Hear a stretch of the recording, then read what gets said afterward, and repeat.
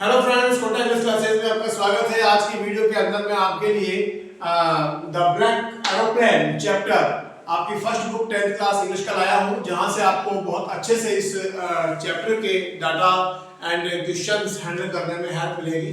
देखिए, वैसे तो चैप्टर कोई इतना टाइट नहीं है, it's a story, normal story, but आपको दिमाग में ये बात रखनी होगी कि ये एक साहस और वैल्य की कहानी है और साथ में मिरेकल की कहानी है। यहाँ पर आपको सरप्राइज, मिरेकल एंड करेज, इन तीन चीजों का एक कॉपरेशन देखने को मिलेगा।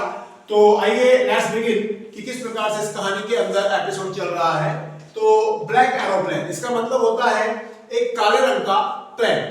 तो राइटर ने चैप्टर का नाम ब्लैक एरोप्लेन क्यों रखा, क्या रीजन है? तो दोस्तों, हुआ क्या इसके अंदर कि हमारा जो पायलट है वो पायलट डिजायर कर रहा है to fly in London to meet his family.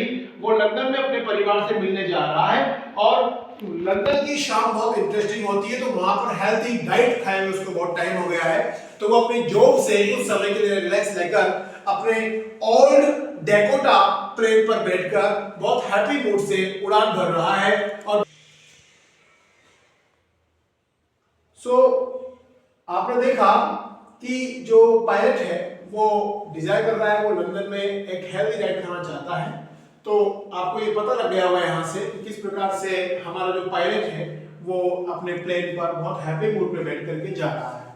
अब आपको ये जानना है कि जिस विमान में, जिस प्लेन में वो जा रहा है उसका नाम क्या है। तो उसका नाम है he is flying in old Dakota plane. Old Dakota plane में वो जा रहा है। नाउ जब वो हैप्पी एंड मैरी मूड में फ्लाइंग कर रहा है तो अचानक वो क्या करता है, he just facing storm and clouds, वहां पर बड़े बड़े बादलों को, बड़े बड़े काले बादल और तूफानी एनवायरनमेंट को देख रहा है, जिससे वो काफी परेशान हो जाता है। यानी वो कंफ्यूज कंडीशन में हो जाता है, यहां तक कि वो डायरेक्शन तक भूल जाता है कि उसे किस तरफ जाना होगा। ऐसे में उसकी जो कंडीशन है वो बहुत फियर्स कंडीशन हो जाती है, बहुत घबरा जाता है।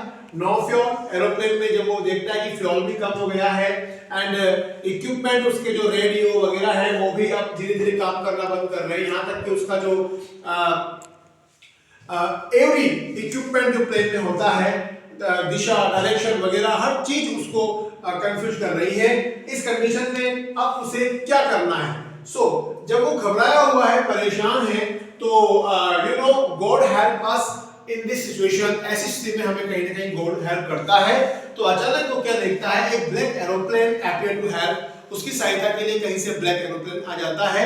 उसको ऐसा लग रहा है, जब वो बाहर देखता है उसको लगता है कि वो हाथ हिला रहा हो, उसको हाथों से इशारा दे रहा हो कि ही जस्ट फॉलो हिम, कि वो उसका पीछा करे। हमारा पायलट वैसे ही करता है, उसको अंधेरे में मानो जैसे कोई प्रकाश की किरण जग गई हो, जैसे मानो परेशानी में उसे कोई हिम्मत का कोई पॉइंट मिल गया हो, उस एरोप्लेन के पीछे वो हो जाता है।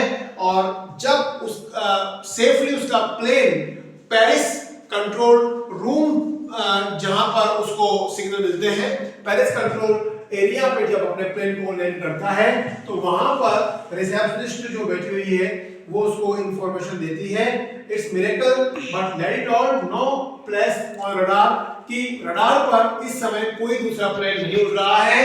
ये चीज सुनकर हमारा पायलट शॉकिंग कंडीशन में आ जाता है, वो शॉक हो जाता है और उसको ये समझ नहीं आता है कि जिस दूसरे प्लेन ने उसकी हेल्प की वो आखिर कौन था। और ये एक क्वेश्चन रह जाता है हम रीडर्स के दिमाग में।